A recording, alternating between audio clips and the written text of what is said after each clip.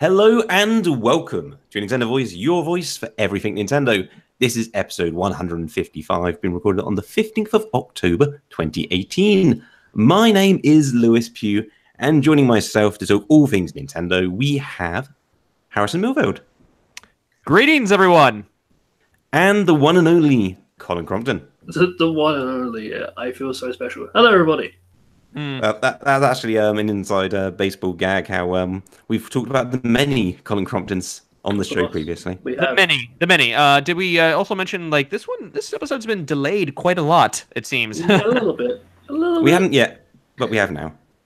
So apologies. Not the first time, but schedules did not quite connect a few times. Yeah. But we're here now. We are. And we've got a full show. We're going to have a little bit of content provider in a moment. But our main feature this week is actually a super topic special. Bringing it back, we've got 3 questions, or maybe a little more. We'll see how the show runs. Maybe. Probably shouldn't have said that as a professional note. You should keep that hidden until it's needed. But these questions are brought to us by Daniel Gaskin. All of them, so thank you very much. Now, should we start our game show today? Let's do it. Is the game show related about Daniel Gaskin in particular? No. Content provider. Daniel Gaskin show. Cannot be bought. It is not a sponsored segment. No. Well, it's not sponsored. He'd be like, okay, what is my middle name? And I was like, choices, please? No. Content provider is wholly original. I will set it off one day. Is where I make my real millions. Oh, yes. And buy all of the amiibos in the world. Oh, that's your goal? That's the first step. Okay, I was going to say, you're I think Per Schneider of IGN would probably have a word with you on that one, so... Fine, I'll also get all of the Joy-Cons, and then we'll have lots to talk about. The content provider this week, and if you're unaware, content provider is the new silly game show I like to do for a podcast, where I act as the host. Colin and Harrison will be playing for points, and those points, if they win the full season, will net them a special episode. And Harrison, you won the first season, and your special episode we've yet to record, but it will be this week, actually. Oh, there we go. More inside baseball. But that will definitely be up before the final of this content provider. But today's episode is all about Pokemon. Oh, lordy. Okay. And it's going to be to the first generation. Okay. The first 151. Okay.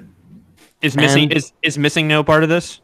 No, just up to Mew. There we go. 151. 151 Mewtwo? No, 150 is Mewtwo. 151 is Mew. How come Mew comes before Mewtwo? Because Mew was obviously discovered before Mewtwo. How could that not make perfect sense? I think it was because Mew was technically they thought it was extinct, or I don't know, something like that. Even still, they must have known about Mew before they genetically made a clone of it called Mewtwo. No. Okay, not to get too much off track, whatever. But there was I think it was an IGN editor. He had he was doing some little meme where it was like talking like a bouncer at a bar, like it would allow you in. If I can find it right here. Oh, basically his tweet was he had like some guy standing out of a door, big bulking dude, whatever, and it says reply on Twitter, and he says reply with a Pokemon and find out if I let you into the party. Oh, of course, yeah. Did you see that? I saw it. Oh, dude, there were so many great responses on there, and I just really laughed when it's like, how about Charizard? And it just shows, no, you're not getting in. And why not? Charizard's awesome. I replied to Dragonite, my favorite Pokemon, and I'm thinking like, I got in, and nice. So I don't know. It's like Joshua Yellblazer. I'm sorry if I mispronounced your name really badly on there, but he had it was like about a couple weeks ago. He had a good like Twitter storm about that. It was hilarious. Awesome. Cool. So Pokemons. It's going to be a slightly different format. So each question this week is going to be me reading out random facts of a particular Pokemon. Oh, we got to try and guess the Pokemon. And you've got to guess which one, but the same rules apply. So you only get one guess. So no multiple choice, obviously. No, there's no multiple choice. I'm just going to be reading out random facts like the type, maybe its number, maybe its height, maybe its category or its abilities, or something. Or maybe read out its description from the Pokedex. Generation, I know Generation 1 the best, but I don't know it that well. That's true. That's going to work. So one guess each. You don't know what the best. I mean, it was the first in the phenomenon. To me, I felt like, I had all the cards, had all the games. I feel like I could tell you at least some bit of the biography of Muck, maybe. I don't know why I said Muck, but that was the first thing that came to my mind. I've never known anybody to name the first 151 Pokemon off by memory.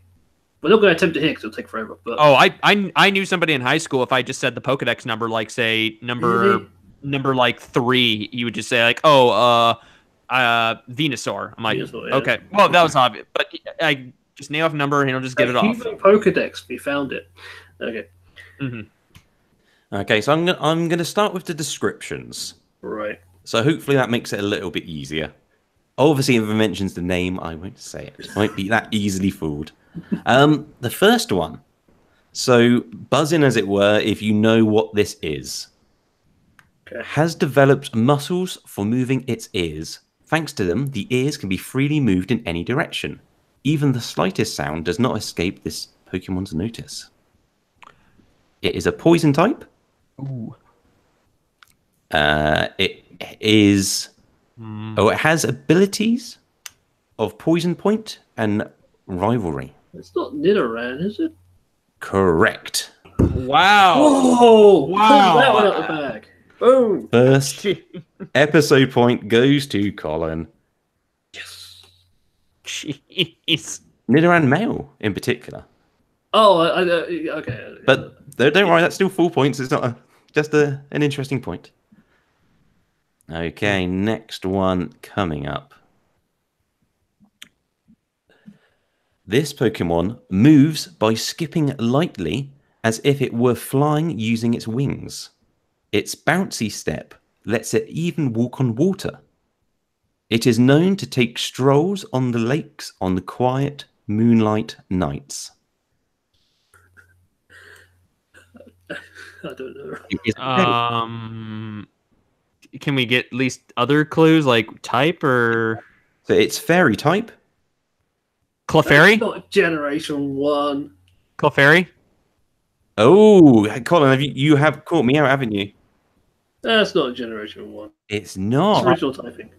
Wait, it's not a Generation 1? No, I gave out the evolution of Clefairy, an original 150, because of the numbering of this Pokédex I'm looking at. Oh, you... Wait. They met you. Wait, you got a illegal Pokédex? Number ordering. So it's one which was introduced in a later generation. Right, they put it in the early number. Okay. Oh, wait. Are you saying this is the one where it's like... Wait, didn't they like change the Pokédex to a point where it's like the 151, but they split them off from all the 700s? Yes. Oh, yes. I do not like that. I do not That's like okay. that. I know what I'm doing now, so we'll scratch that. This is proper question number 2 now. Okay. Proper not to. Hey, we're no longer answering Gen 6 questions because the Pokédex has decided to been amended. Oh. Okay. Remember, you can buzz in at any time. Okay. This Pokemon is a pathetic excuse for a Pokemon that is only capable Oh no! I should know. No. of flopping and splashing. That's my guess out the way, isn't it? Magikarp. Yep. Okay. You said pathetic excuse for a Pokemon. I was like, yeah, Pikachu. Was that your serious answer though? Well, that's just a gut reflex. You had to put a final dig at Pikachu. I don't like Pikachu. Clearly. Ridiculous. I mean, no, there is a The Pokedex would never describe it as such, would it, Colin? No, it wouldn't. Imagine that. That'd be Official great. Pokedex. The mascot of the series. The pathetic excuse for a Pokemon. We made it our mascot. Raichu is awesome, though. I love Raichu. I never did evolve my Pikachu in any of the games. What? I don't know why. I don't know, because I was so attached to Pikachu. Yeah, I was Ash, essentially. But I mean, then again, I grew to love Eevee more. Oh, Eevee's awesome. Yeah. Eevee's like the greatest. I'm probably gonna get my niece. Well, there's this store called Build-A-Bear in my city, whatever, and they have like Pokemon plushes, and I'm thinking about maybe wanting to give that to my niece, like a little Eevee plush. It's like, oh, nice. Don't put any stones near it; it'll change. Mm-hmm. That's like keeping care of gremlin advice. Oh, gee. What's the next question? Question number 3. During the daylight, this Pokemon buries itself into soil to absorb nutrients from the ground using its entire body. Diglett. Diglett? Well, did you both say Diglett? We both went Diglett. I just said Dig. I think we said at the same time. You did, but the problem is it's oddish. Oh. Really? Soil, I was just like, oh, it buries itself. Diglett's in the ground. They do. If you got onto the next sentence, you knew that Diglets do not have leaves. So let's jump straight into question I number. said Dogtrio is a really dumb evolution. It's just more Diglets. It is. It's free Diglett. How? Yeah, Magneton is just like more Yeah, Magnetites. true. But then they become like one. It's awesome. They become like a big Magnezone. Looks like awesome. Anyway. Okay. Next one coming up. This Pokemon withdraws its sharp claws into its paws to slinkily sneak around without making any incriminating footsteps. For some reasons, this Pokemon loves shiny coins that glitter with light. Meowth. Dang it. Is it Meowth? It is Meowth. He has a coin in its head. Why does it want more coins? I don't know. They're greedy. That's why. I guess. Okay, we're moving on to question 5. And this is question 5 of 7. Ooh. All to play for. It is all to play for. Colin, you have got 2 points and Harrison has 1 currently on this episode. So, this Pokemon has a superior ability to search for delicious honey from flowers. It can even search out, extract, and carry honey from flowers that are blooming over 6 miles. Is it Butterfree? Correct, I was Harrison. going to say Beedrill. Was that Beedrill Generation 1? Beedrill Generation 1? Yeah, they were kind of like I was going to go Beedrill, but... counterparts to each other. Which ironically looks more like a wasp than a bee. But, True. Okay, we're on to question 6. And I say that before I've actually selected what the next Pokemon is. You gotta make sure. It's like gotta make sure this is Gen 1.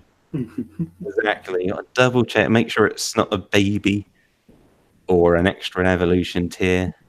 This one's definitely not. Oh, okay. This Pokemon has a very thin skin. It is possible to see the Pokemon's spiral innards right through the skin. Despite its thinness, however, the skin is also very flexible. Even sharp fangs bounce off it. Oh, it's like Wag. Something Wag. Say? Poliwag. Correct. Damn it! Thank you for the assist there, Colin. I was like, it's got Wag in the name. And it's a tadpole thing. Okay, so Damn it. far, that was that was question 6. Harrison has 3 episode points. Colin has 2. It is all to play for. Question 7. What are we gonna have? Any suggestions? Any recommendations? Yeah, can we have Mewtwo? So I can just get Mewtwo. Pokemon that Ash have had.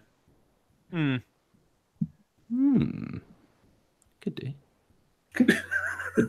Actually, no. I shouldn't take the suggestion, should I? Well, it'd be kind of. Well, we already know that Ash is a terrible Pokemon trainer, as he says to me. Oh, yeah, he's terrible. Like, come on, evolve your Pikachu already. Jeez.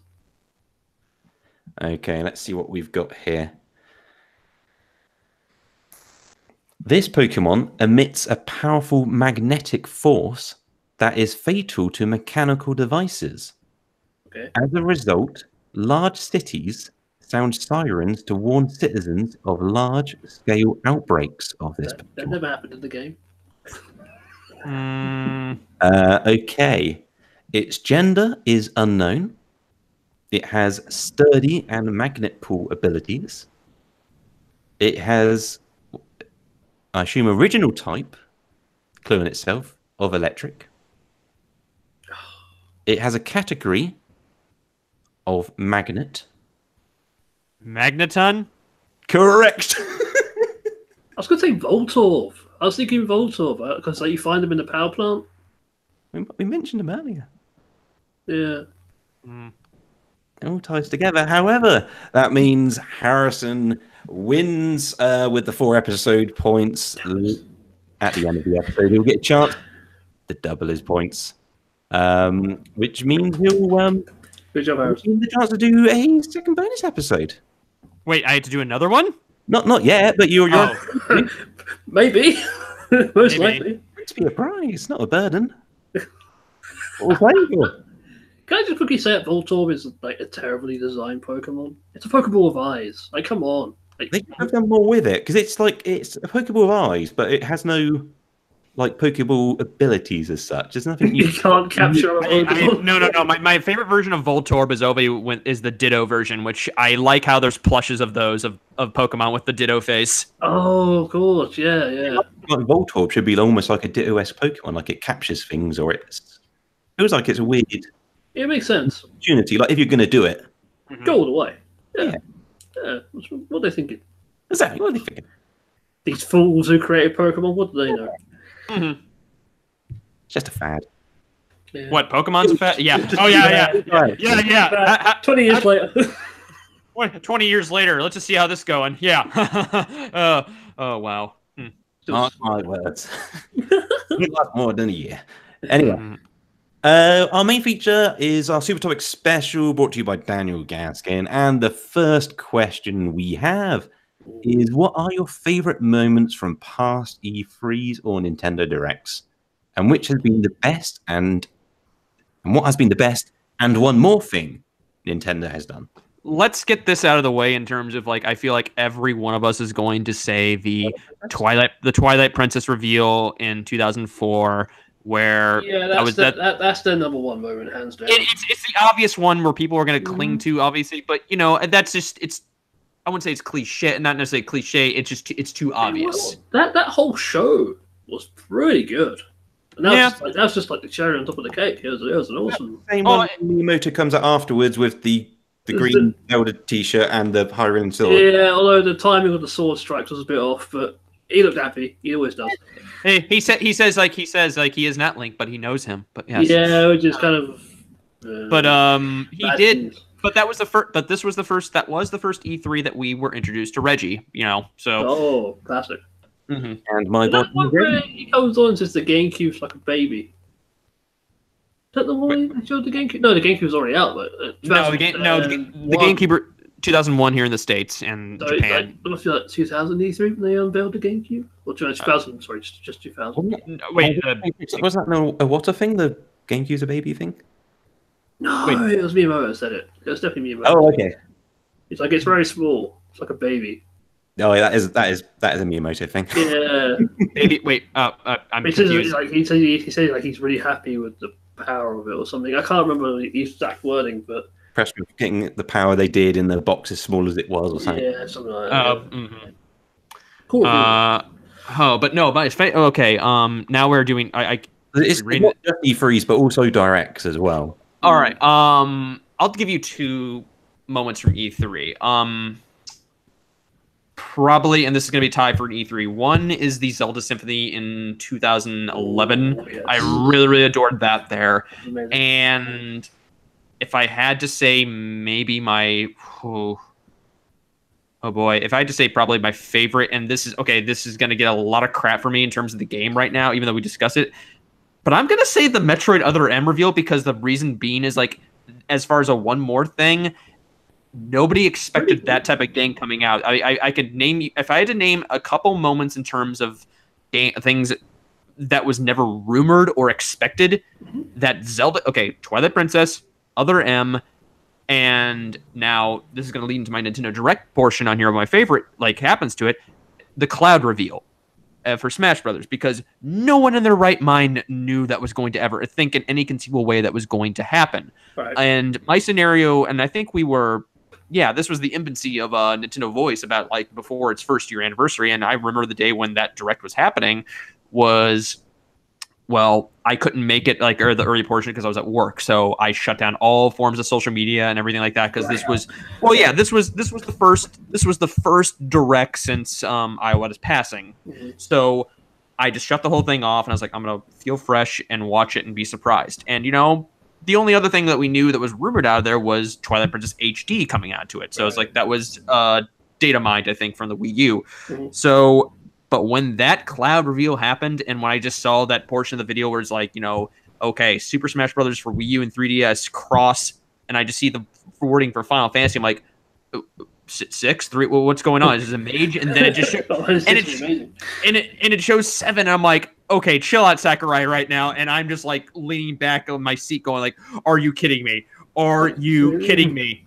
It's a really cool thing. It is a really cool thing that it happened. No, definitely. Yeah. Another one, and I'll end at that one as far as favorite, and of course my Metroid bias being, of course, is the Metroid Prime 4 title reveal because I went into that review. The title screen house was like, yes. No, it was not just that. It was like I went into that E3 / Spotlight Direct. I'm counting either way. Semantics on the titles is that I went in expecting we probably not gonna be seeing Metroid right now. We're just not going to. But not only did I got one, I got 2 that E3 and one that was coming sooner than I thought with Samus Returns. Yes. And I do want to say though from one of our listeners. If I can get your name right here, he had messaged me about, because I had said in previous podcasts that if there was ever Metroid Prime 4, a new Metroid game, I would say in the show and I'd rip my shirt off. I did keep on my promise. You did. Now, I did keep on my promise. You have evidence. Yes, we do, even though you don't see it that well. Who was it that actually said? I'm looking through my Twitter profile at the moment. Because he had said, what's going on with the whole thing right now? I was like, I already did that already. It's like, seriously? Yeah, I already did that. There is video evidence. And I'm trying to find the Twitter user's name. Oh, yes, it's Geppetto321. He had messaged saying, Metroid Prime 4 announced. I'm still waiting on this. He'd put a wrestling gif of somebody ripping the shirt off. And it says, hope you guys are doing well today. I was like, yes, we're doing well. And thank you for the kind words. And yes, go to our post E3 2017 show. It is in there. Even though the video cuts off because Haynouts likes to do that, so but that's my E3 and Nintendo Direct memories. But but yeah, it's in terms of moments overall, it just Iwata's presence to that really I thought brought things well. Not to say that they are not to say Directs are worse off of them, but there's things that that little bit of joy that I saw from is still dearly missed. So I prefer the live show format, but I understand why I don't do it anymore. They were really expensive, and they generally were people would just complain about them. Oh no.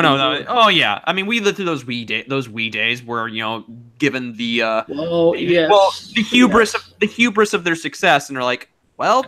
This is how much money. And this is exactly what I'm going to say. This is bizarre, but one of my favorite E3 Nintendo shows is E3 2008. Oh no! I know what it is. Oh yeah, we got the balance. Remind us, Colin. We got the balance board, baby. And it was Wii Peripheral Overload. The show. It was great.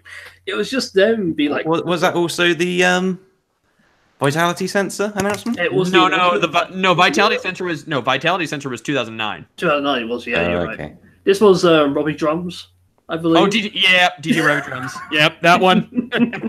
This one, but the Wii music came on, and they weren't even in tune. They weren't even playing at the same rate as each other. They weren't even trying to be in tune. No, it was just. No, I think they even knew that was a bad game at that point. They're like, let's just get this out.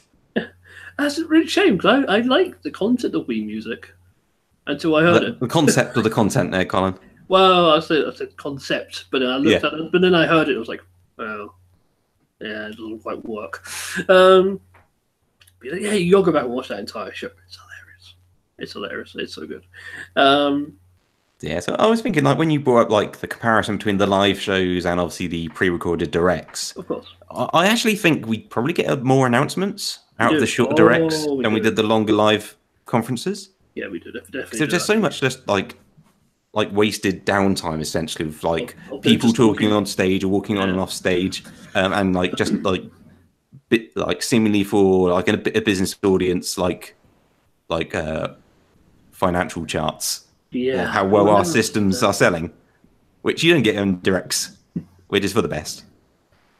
So Imagine save that. them for the quarterlies. Imagine that they like putting sales data in their directs. Like, okay, great. Yeah, but they all used to do it in like these really bad like PowerPoint slides. Yeah, I know. Even though they were making these like very graphically impressive games, which they were showing off next to them. Anyway, one of the E3 shows that kind of stick in my memory, which isn't one of the kind of more infamous or just famous ones, is the I'm not sure which year this was, but it was the E3 where they gave the 3DS a big push. I can't remember if it was the launch of it or not, but it was where they showed off Kid Icarus. And they 2011 or 12.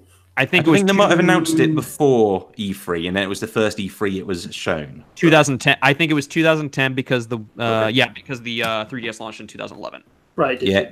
So they also showed. Actually, it was just impressive, like getting like impressions of people on the floor, as it were, coming back and the 3D actually works really well. Yeah. And like, we saw this prototype of this Mario game sort of thing, and it made a difference with like having a 3D perspective and looking into the game, and there was this quite cool buzz going around it.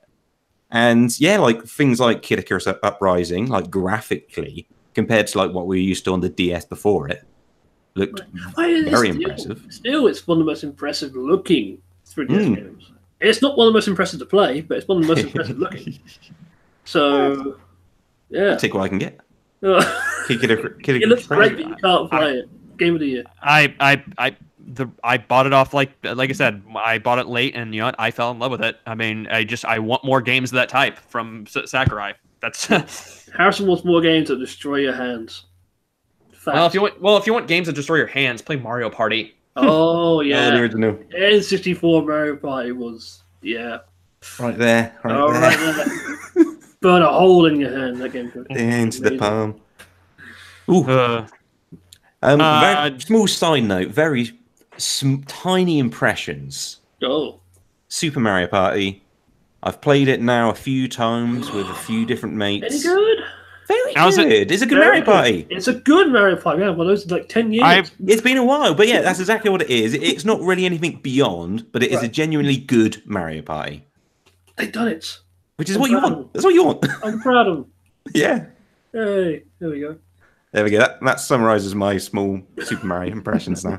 This is the new format of the show. Any other E3 or direct moments? Yeah, Colin, did you mention anything as direct moments? I haven't done any direct ones yet. I can't think of too many. It kind of shows how well direct stick with me. Is it worth? Shall I jump in with one? Go for it. And then if you think of one by the time I've finished, you'll jump in. I'll barge out of the way. Yeah. Yeah. So this one, I felt this was kind of like pulling the emergency cords into the Wii U direct. Oh, right. And I might muddle up a few things together. Hopefully not. Hopefully this is a one direct. This is the problem with directs. Exactly. It's where they did the first footage of Xenoblade Chronicles X. Oh, yes. That was like January 2013, because I think after that initial holiday when they just realized, we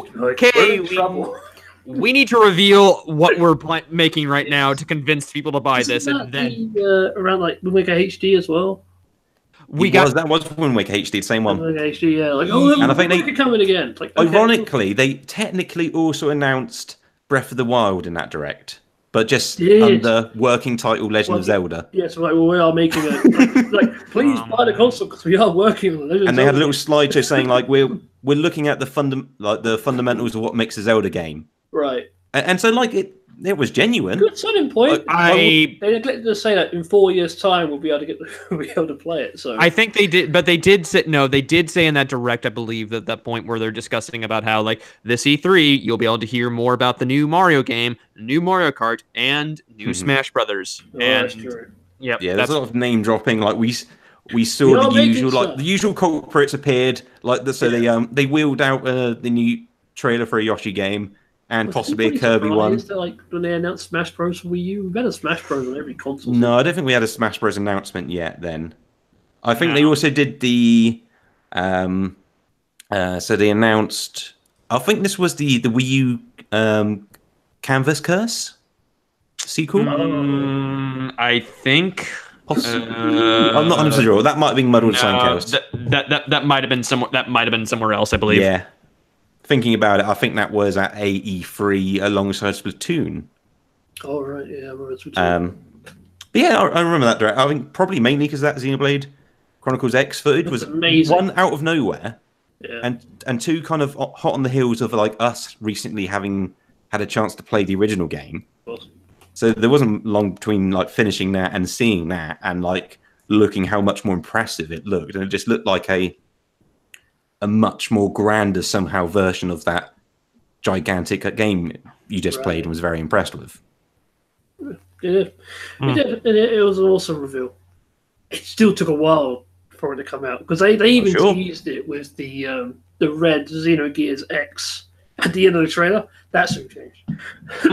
So clearly, I think designs of that game must have changed at some point. And I'm sure there was like a weird. Again, I never actually did get around to playing X. In it, though, in that trailer? Yeah, like, at the end, I was going to say, at the end, I think there was it. at least a Shulk-looking character. Yeah, well, oh, look, it's Shulk. It's like, no, it's not. Like, Shulk's not even mentioned in that game at all. Obviously, it's like a semi-spiritual sequel, whatever it's called. Spin-off, yeah. Yeah. Great game, still. I would definitely list Xenoblade Chronicles X as one of those games where it's like a game that I was excited, I was pumped for, played. Definitely got some frustrations with like how it's. Oh yeah, it's definitely a game you do not want to start out if you're new to the series, like straight out. No. You have to, but it's one of those games I like, but I just don't have the urge to revisit again after beating it. No. It had a great concept of like the open world. The world was huge. I would revisit it if they bring it to Switch or something like that. Well, there's definitely some things that they have to change with it. They definitely need to fine tune some things in there where it give it a story for one. That'd be great. Not just storage, but it's like near that. Yeah. I'm trying to think of directs. I said directs don't really stick with me, although directs I'm kind of mixed on because I don't usually go into them expecting much. E3s I generally get hyped for, although like the non-live ones I don't. I find them just be more glorified directs, which is what they are, but you usually get better announcements. But for directs, I would say one of the more recent ones where we got Daemon X Machina revealed in it. Actually, that was at E3, I believe, wasn't it? Mm-hmm. It was. I mean, it's technically both. Yeah, it's still a direct. Yeah. But again, that reveal that can count as a twofer. There you go. There you go. Exactly. Yeah. Because God, they need to. I was going to say double points to you, sir. I was going to say they need to bring the stage show back. But I'm looking back at their history. I'm like, no, they don't. No. They need a different format, maybe. Yeah, because that's another interesting thing is like one I didn't mention, but it's obviously in recent memory, and I like because they did bring the live show back, was the Switch announcement. Okay, yeah. But it wasn't a direct or an E3, but it was its own like E3 length, like an hour plus live show with an audience, with a light show, big screens. Yeah, it's very good, except for Suda going off script and just going mental. It was great. Absolutely great. Oh, that night before when everything started, the rumor control getting out, like something's about to be announced right now, and then once the account just said, "Oh, I was ready for that 9 o'clock the next day just to start going into it." Yeah, so I do like the idea that like they still save a live show for a console announcement launch. Yes, that was very good. That would be nice to keep going at the very least. So the successor of the Switch. They do another like hour plus live show. This is our next. And it still has like direct elements in it because it still mostly was like video packages and stuff, but still it was really well done. That makes sense. You got those. You got the E3s once a year, and you got your directs to fill in all the gaps in between. Perfect. There you go, Nintendo. We've sorted out your marketing for the next like 5 years. Yeah, at the very least. Yep. Cool. Shall we jump into our next question? Yeah. 2 of 3. So, Daniel Gaskin asks, what do you think Nintendo's recent approach of game reveal to release on the Switch? With the exception of Pokemon and Metroid Prime 4, have they learnt their lesson by only showing games that are closer to completion rather than the old Xenoblade Chronicles Zelda approach? Sony seems to remain in the same, by constantly dragging a release with trailers, etc., Spider-Man, God of War, whereas Nintendo now tend to tell you about a game, which will be available within a year period, or in some cases is available right now. I, for one, prefer the excitement of random Nintendo announcements becoming reality sooner over the old approach. It's the vaporware type of argument, I guess, when it comes to something like that. But it's well, that's kind of the risk, right? If like announcing it too early.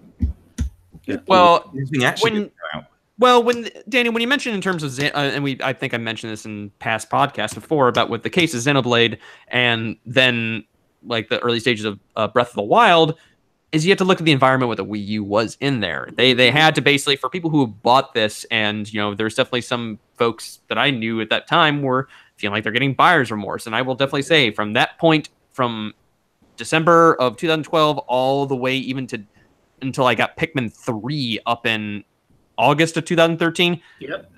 There were games in that point. Yeah, some Virtual Console releases, but that was not a good time. That was not a good time. People being genuinely worried that towards the end of the Wii U's life, like 2015, like feel like Zelda's going to get cancelled to people on their system because the Wii U was dead in the water at that point. There was so little going up for it. They were half right at that point.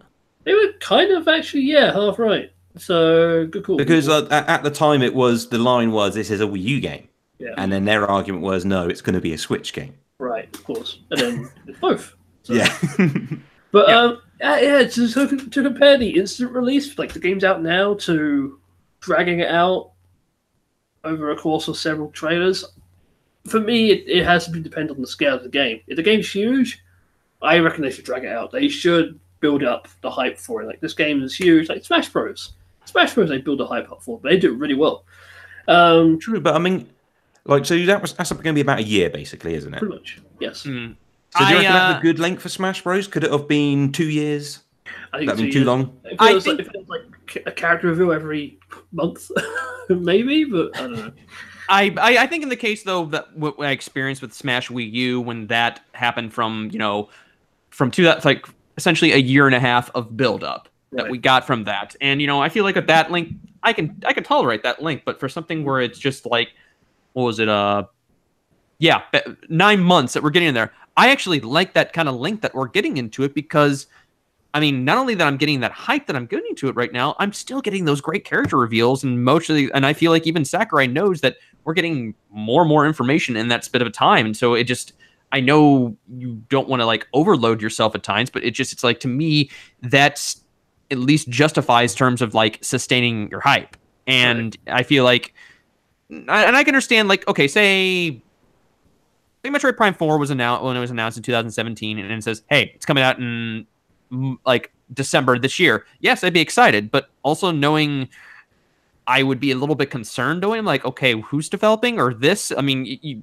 like, say if I found out that Retro wasn't developing it and this was happening, like, yeah, there'd be concerns because I'm like, okay, what's going on? And obviously in the case, but there was no footage in that one, obviously. So I feel like I'm getting my comparisons mixed up or like falsely on there, but it's just with this, I don't mind it. It just, I hate being messed around for so long. But again, I totally get from the developer standpoint of like, this is so much hard work going into it. But in terms of publisher, it's like when you reveal a game, just tell us like, this is not coming out for a while. Like we knew that with Kingdom Hearts 3, we knew this was these type of game, and same with Zelda. Once we saw that was revealed, we're like, this is going to be a while. Start waiting, people. Yep.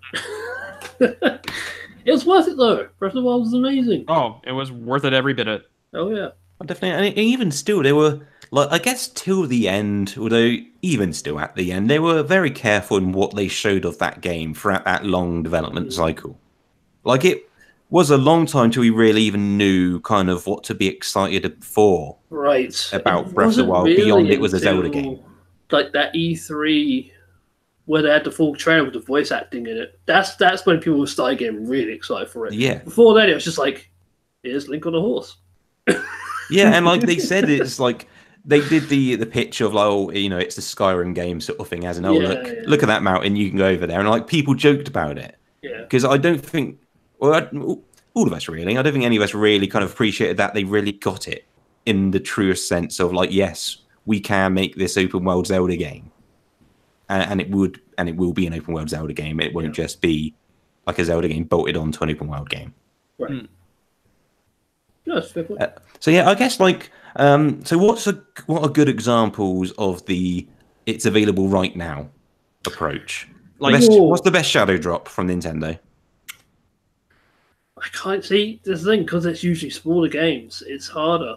I mean, pitting them against each other. They got Fortnite, Hollow Knight. Fortnite's actually huge. Yeah, Fortnite's a pretty good example. Hollow Knight, yeah. Pokemon Quest. Remember that gem of a game? That technically counts.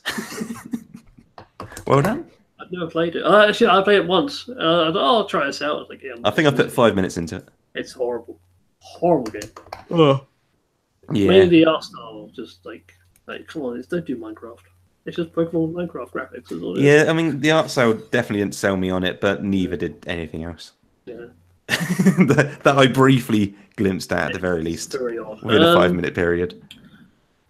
So yeah, I guess what's the kind of the bit? It's an odd one, yeah, because I guess Nintendo themselves don't really shadow drop much. They're never going to do. Hey, here's Mario Odyssey 2. No, they're not going to. They're going to put their marketing budget in that one to make sure people who don't watch these things they know about it. They know about it. Oh yeah. I would say like Final Fantasy 15. There was the Pocket Edition. There's one. Edition, which is not obviously the. I was going to say that's a weird polar argument there because you've got Pocket Edition and then if you've got the development cycle of 15 as the proper game. Yeah. How that was double digits in years, right? Yeah. That was 10. That was like 10 years.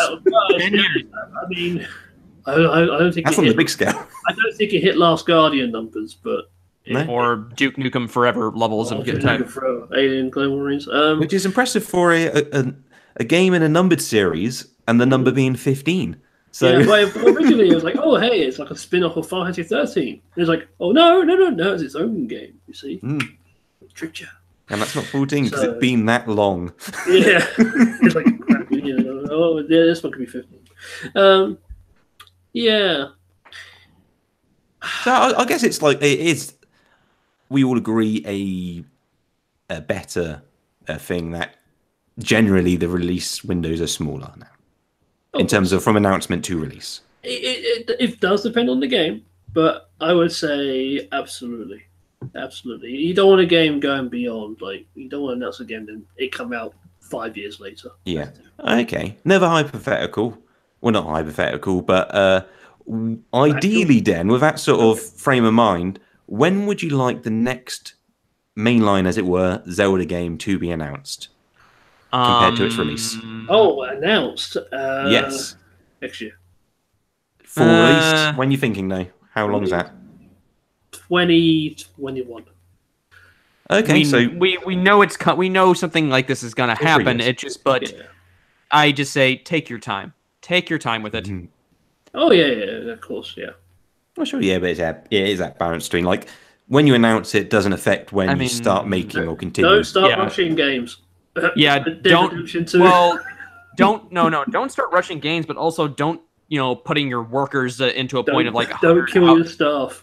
Yeah, like no, you all heard about that happen with Rockstar and Red Dead Redemption 2, right? Yeah, putting them proudly announce the amount of man hours which were going into finishing the game currently. Like, delay it a year. God, let people live. No. I was listening to somebody. No, I was listening to somebody, and I'm sorry, Daniel, if we're taking off your question a little bit, but no, when I heard that they were working like these 100-hour weeks, or 100-hour weeks basically, and then this guy that I follow on Twitter, who is he's a war veteran from Afghanistan war, and he mentioned about I would work these amount of hours and all this and this and.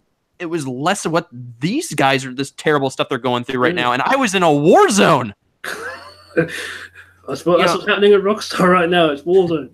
I don't understand it for a game. And no matter how good Red Dead, and I'm sure it's going to be amazing. It's just look at how good it is. It's like at what cost? And half the staff died making it, but it's great. Oh no! And then the thing with Telltale, for instance, is a whole different story right now, and it's like, oh, we're just gonna lay these people off and no severance. It's like, also, speaking of people with no severance right now, you heard that Toys R Us is actually coming back and rebranding as like Jeffrey's Toy Box, and I as soon as I saw that, like, Jeffrey's Toy Box. Yeah, I'm like, oh, we're back, even though we were gonna go away, and I'm like, okay, zombie giraffe, pay your rest of your workers or something like that. Giraffe. But I got off a tangent, but yeah, I'm just saying, when it comes to game development, in terms of getting these things out or like, waiting like that, you have to realize these are people that make these games, so. You have to realize there's so much hard work that goes into it, and plus, these people also have lives and children and family to deal with and such.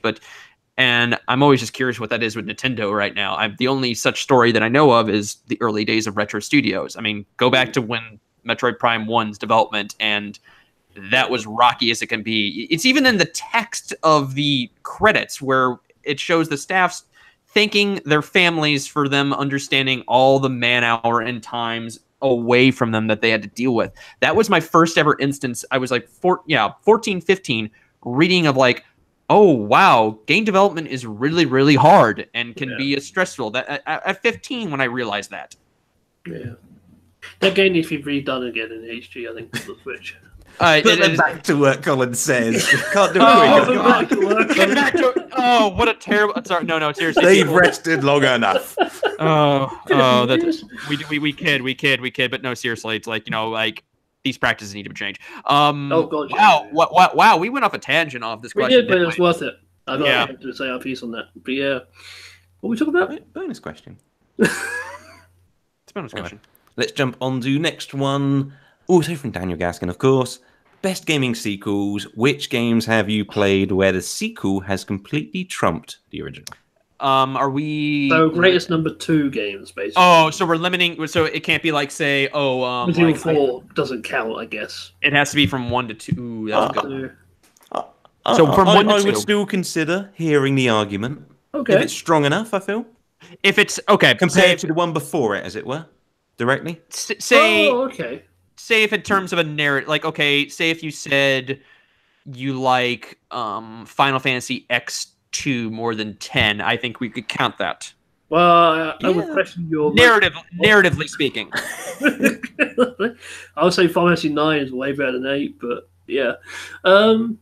Just say, I'd say, so we're just going to limit to say like 1 to 2, but also if it's like... It has to be like the one next to it. It has to be like one... I think whatever you feel comfortable with is the rule I'm going to lay down here. It's a sequel, it counts. Yeah. Okay, Can I jump in with one? Yeah. Go ahead, please. I think this is the golden standard.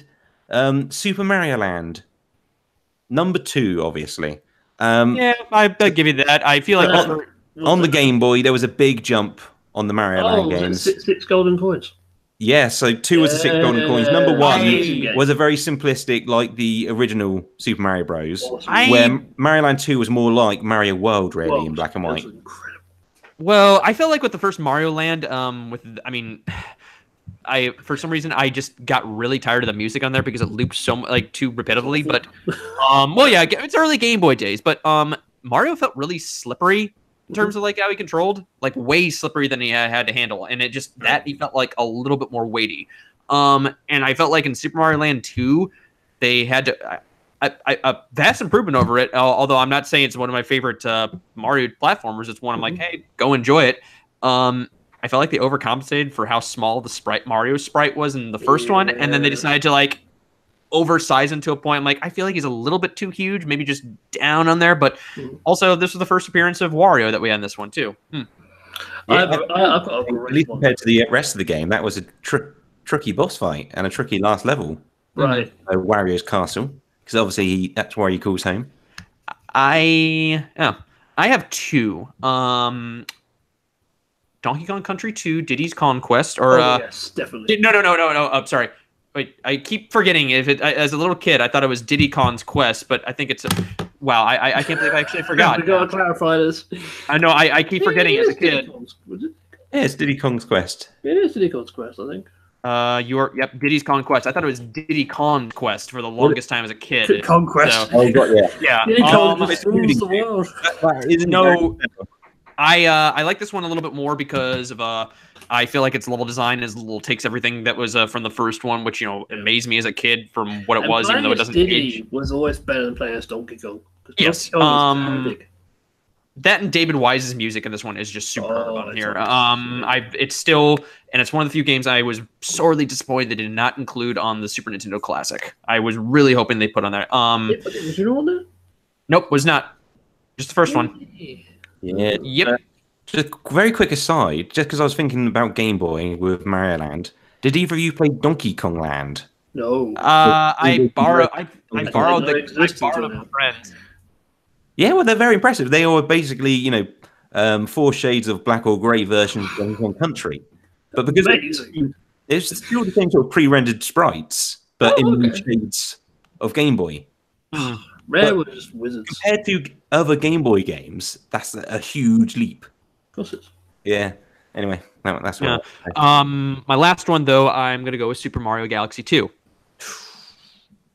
Oh, that's a tough sell because Galaxy 1 was incredible. Exactly. I appreciate this. Well, the reasons I appreciate for this one is, I will say though, the final boss fight in this one is, I know from Mario standards, boss fights are pretty technically easy, but this one was just criminally easily. But for this one, that was because for a game that was so overly difficult that I really enjoyed it and it made me want to try more for it. And that you got to play as Yoshi, so even with Yoshi, it makes everything better. Oh, Super Mario Land 2. So for me, I was going to say Ocarina of Time compared to A Link to the Past. And I say this with recent experience. I recently beat A Link to the Past for the very first time. Wow, neat. How far did you get before this time? Oh, I played it a lot when I was younger. Yeah. I started this game.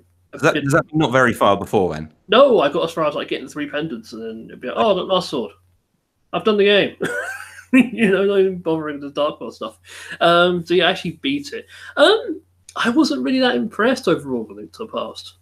So Ocarina of Time to me was that's even though they did take a lot from A Link to the Past and just made it 3D,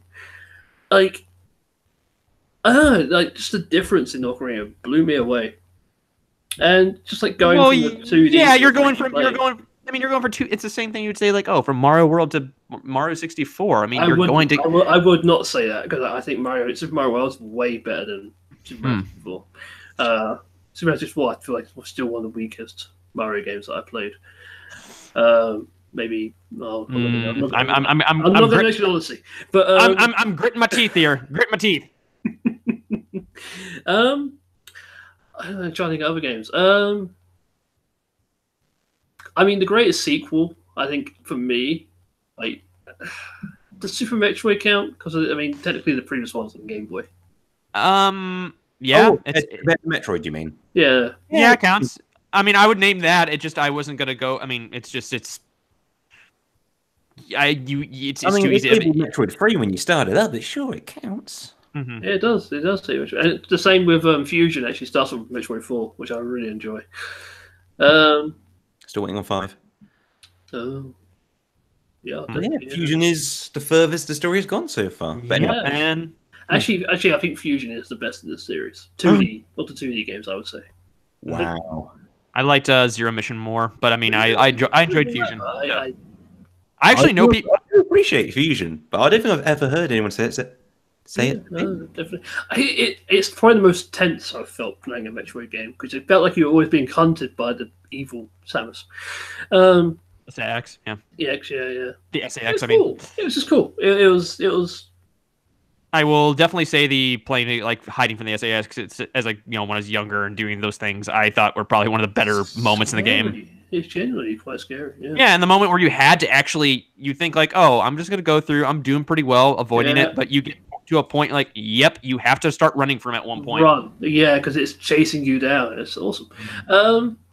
Cool. I've got a Wii game I want to bring in. A Wii What's game. A Wii game. Boom Block. Three More Heroes 2. Ooh, I never did play it. I never did play it. Yeah, you're right because the first one was. I was upset with 2 because it took away the the city exploration. It did, but it streamlined the experience. Then I just realised that the city exploration in the first game is pointless. It's empty. Well, it's empty. It's empty. It's empty. And what is really good about those games are those bosses. Yes. And there's a lot more bosses, like loads more. I mean, some of them they cheat it a little bit. They cheat it a lot, but I mean, they go from like there's 10 ranks to like 50. Yeah.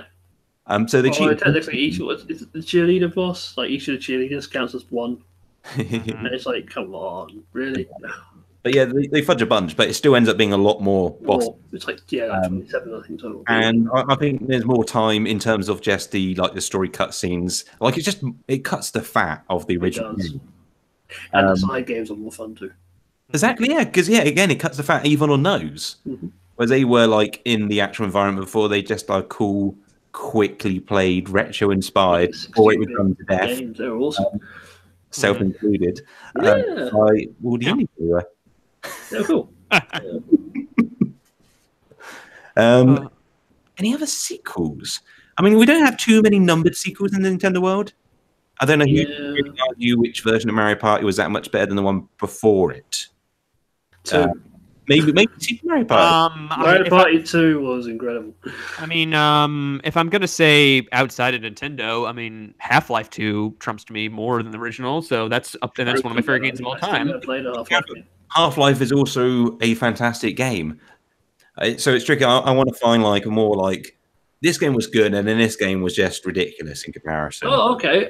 Yeah, we can go through a couple of those. Wait, are you saying like the first game was good, and then the next one was just like, oh god, what is this? No, the second one blew it out of the water. Yeah, blew it out the water.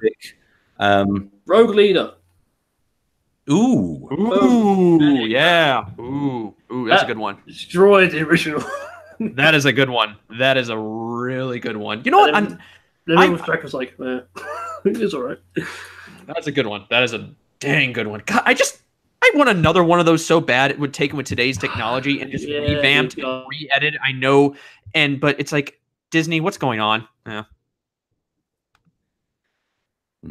I know there's I mean, the tricky thing is really because like Nintendo has stayed very consistently good, at least on their flagship series. So I can't think of any like huge examples from their biggest series, like from. Although I guess we've already named some, to be fair, from like Mario and Zelda. You could say Advance Wars 2. That's one as well. That does a really big one there. The original was good, but to be fair, my favorite is the second game. So I'm definitely accepting. You could say anything with Pikmin. I mean, you could say that 2 definitely eclipses the first. Let's say this. Pikmin 1's good. Pikmin 2 eclipses Pikmin 1. Pikmin 3 destroys all the other ones. Right. Yeah, I think Pikmin's like another example of, I think Nintendo just growing a franchise and making it better by adding more things, adding more complexity, and also refining it, opposed to coming up with a new. I mean, Super Mario Brothers 3. I mean, I know. I just didn't want to go to the obvious ones. I want to go to the ones that I feel like clearly. You have that NES era where the 2s were oddly not fantastic. Well, not just fantastic. They were experimental. They're experimental. Really, Zelda 2 is.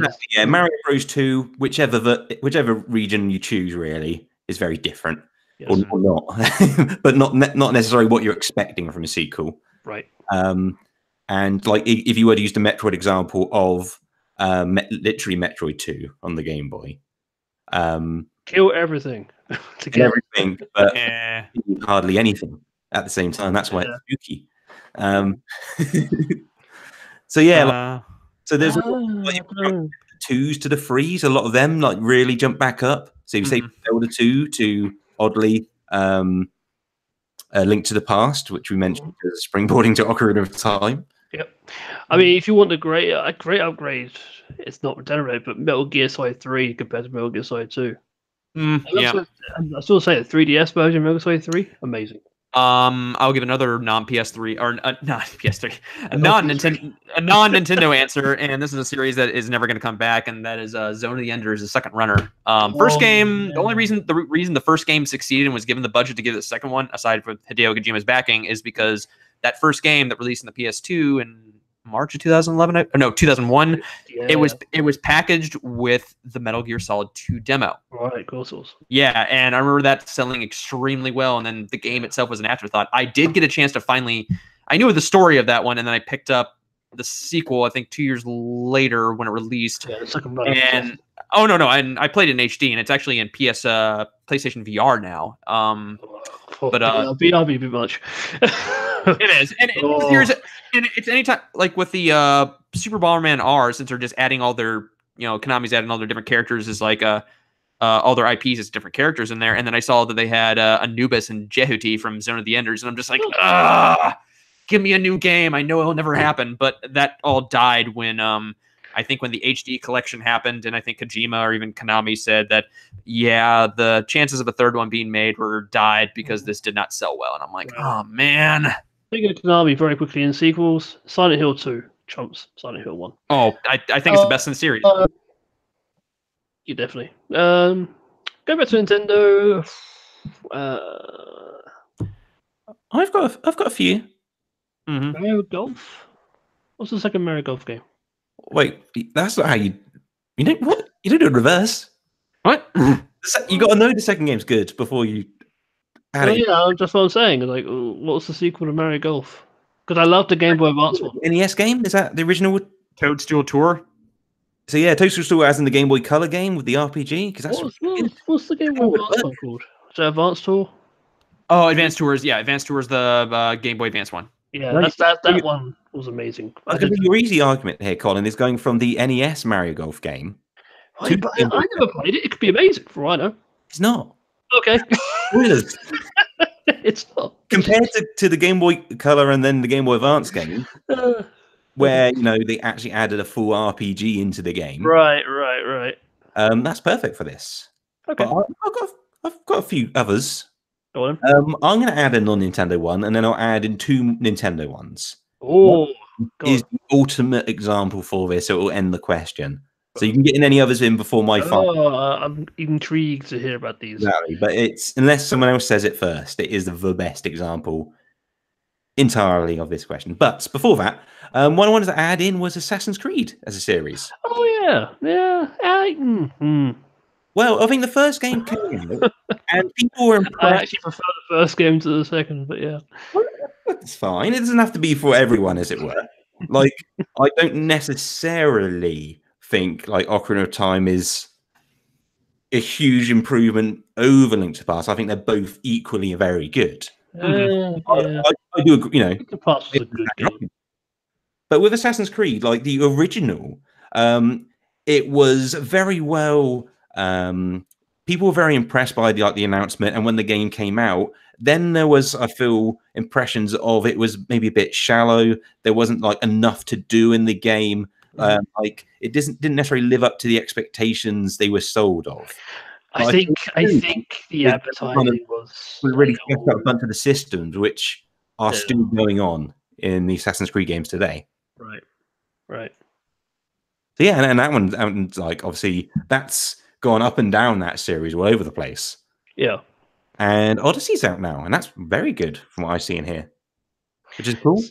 Is it better than Mario Odyssey? That's the question. Well, I'm not sure. Someone's playing it in Japan on the Switch. Okay. That's true, yeah. There we go. So I've got... I'll bring in another Nintendo one. Can I do a very quick Nintendo one, actually? I think you might be thinking it. What is it? Smash Bros. Brawl. Not Brawl, Melee. Oh, wasn't Melee. Melee was huge compared to the original. Wait, Brawl what an upgrade. The original. Well, I cannot play the original again, even with friends' house. I mean, it's playable. It's playable.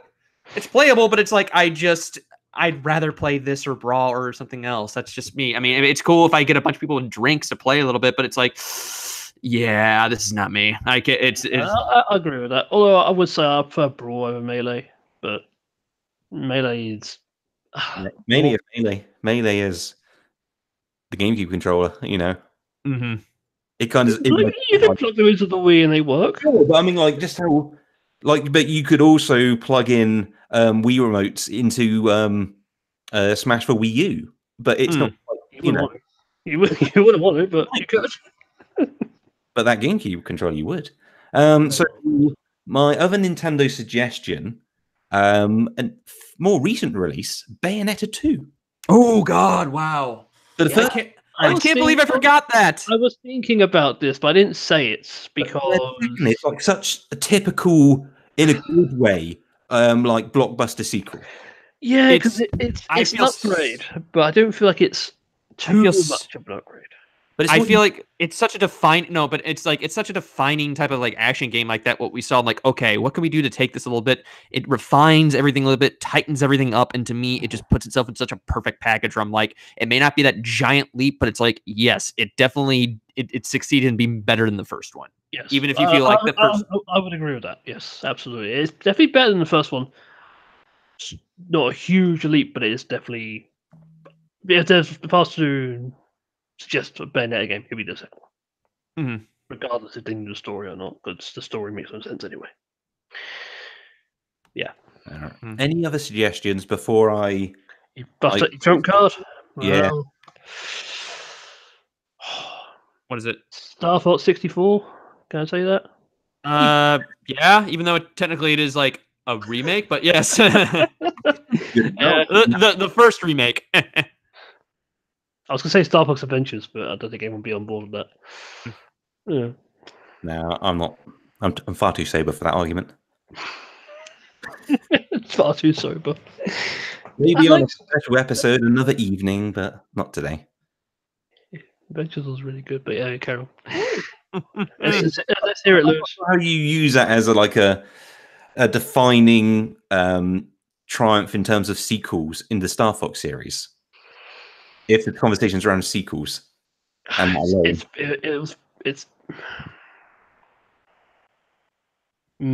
yeah, you kind of pick your fights, Colin.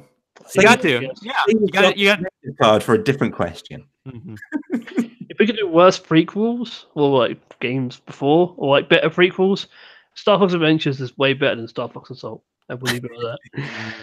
Oh, speaking of, the reviews for Starlink have been pretty good recently, I've heard. Ooh, lovely. Yeah, I've only seen a couple so far, but so far I am intrigued. And one of the reviews seemingly just played it like a Star Fox game and left impressed still. As in, they literally just played the Star Fox team and didn't bother with anything else. Because all the footage from the video review is just Star Fox. Yeah. Like, we just played a Star Fox game, but we didn't. Even a review of the game itself, technically for all platforms, even though they do make a point to say it's reviewed on the Switch. Of course it will. It seems like it is. That's going to be the system that sells the most easily. Experience. But yeah, imagine reading that review if you don't own a Switch. It's the same game technically, like it's got the same name. I want to check out the Starlink review. Oh, they keep talking about this Star Fox guy. Like, oh, I gotta go get a Switch. You play my game. Anyway, all right. I think it's time to bring the ultimate answer here. Go on. The best sequel in video games is Street Fighter 2. How could we forget? In terms of how good the original game was to how good the sequel was. Yeah, okay, you're right, yeah. Even I can't argue this. Feel free to offer anything, like, where the sequel has that much success on all fronts. Yeah. Well, I don't think there's anyone going, oh, actually, I'm in that group who do actually prefer Street Fighter 1. Like when you get sure it has its wait, you prefer it unironically? Yeah, I'm sure Street Fighter 1 has its fans, like all three of them. In every series, whether it's Sonic or Mario, you always get someone come out and go, whatever the game is reviewed like worse, usually go, oh, actually, no, that one is my favorite. Yeah. My reasons. I would say, you mentioned Sonic 2. It's a huge upgrade for it. It's not Street Fighter. No, I can't top Street Fighter. Although I think Rogue Leader comes close. Nah, sorry. No, because 2's made the template from all the Street Fighter games going forwards. Oh, you say made the template? I mean, Street Fighter 1 had the template down. It just wasn't very good. I think it wasn't very well executed. I don't think that template was quite. The health bars there. It has all the basics. Nah. It has bad mini games where you break boards and then the second one, like, oh, destroy a car. If you almost close your eyes, they may look similar for a moment. But beyond that, there's no recognition between the two. Yes, and I'm gonna close that trio of Daniel Gaskin super question topic. Yeah. So thank you once more again, Daniel Gaskin. If you, the listener, would also like to support the show, you can head over to patreon.com/Nintendo Voice, and you can send in your own super topic suggestions or feature suggestions for future shows. And of course, before we do the usual, we do have a little bit of content provider to continue. Oh my god! So, Harrison, yes, you won this round, the Pokemon questions. Who's that Pokemon round? So this is your chance if you choose. Okay. Would you like to double your points? So would you like to double your 1 point to 2 points? If so, you will have to go through and answer correctly another Who's That Pokemon question out of the first 150. I am going to play it safe and say no. That's just me. Okay. Harrison goes home with that point. Oh, blimey. Remind me if you can. Who actually won? I believe Holly won last episode. Yes, I believe so. She gave a point to me, I believe. Yeah. Oh, yeah. She did. So, with that information, are you sure you want to play it safe, Harrison? Yeah, I'll play it safe. Okay. Both walk home today with a point in your pocket. And so we're going to have 2 more episodes to decide who that special episode is going to. It could be me. The house can still win this. Yet. But I can get points. You never know. And the 4th episode of the season, as we call it, is always a triple point show. So that can change things drastically. Yeah, I can swing it all around. In good old Mario Party fashion, really. Way back to Mario Party. Exactly. Professional. Mario Party. Check it out in Mario Parties back in the day.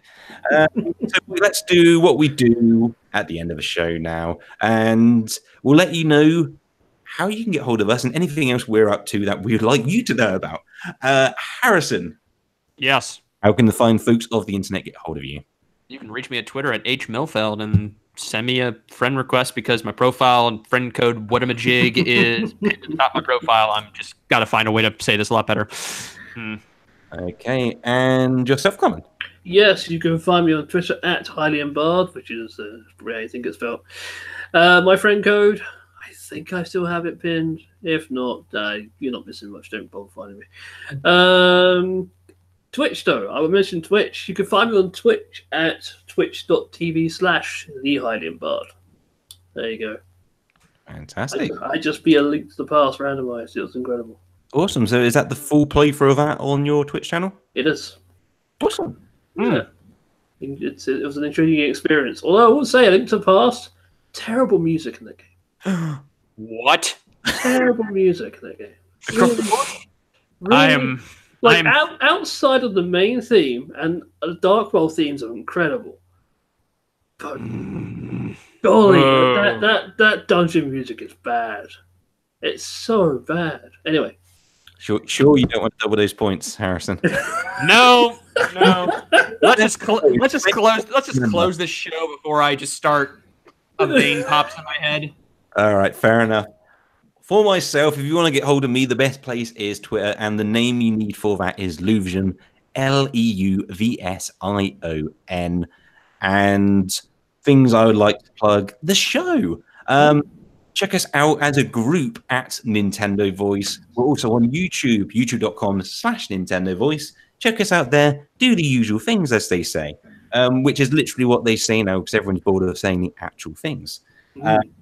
So with that said and done, thank you once again for listening and for watching. Either way. And this has been Nintendo Voice. See you all later. Take care, everyone.